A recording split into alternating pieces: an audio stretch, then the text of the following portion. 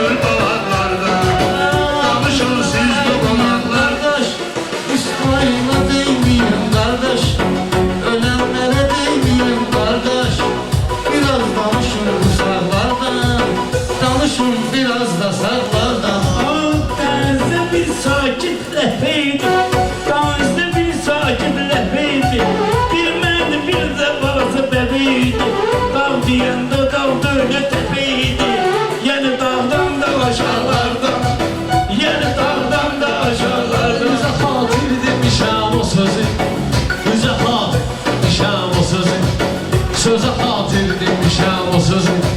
Biz çıkmarıq qanacaqlardan, biz çıkmarıq qanacaqlardan.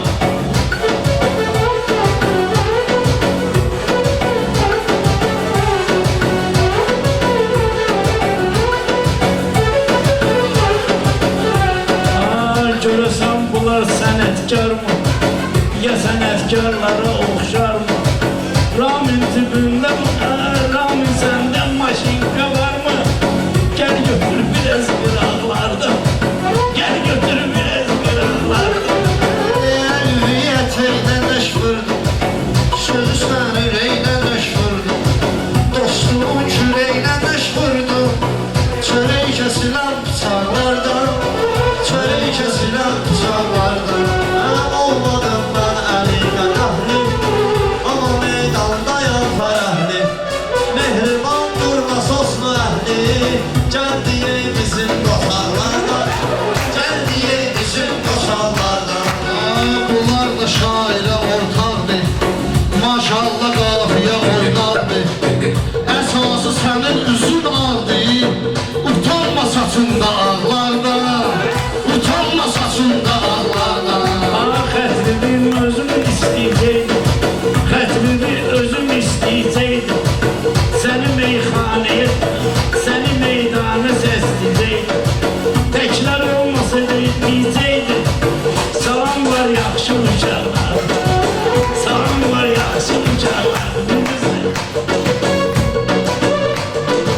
Gəl danışalım. Şaman sen şaman teşkillemeyi için sen Pulu içinlemeyi için sen Böyüyü dinlemeyi için sen Pambıqlı çıxart kulaklardan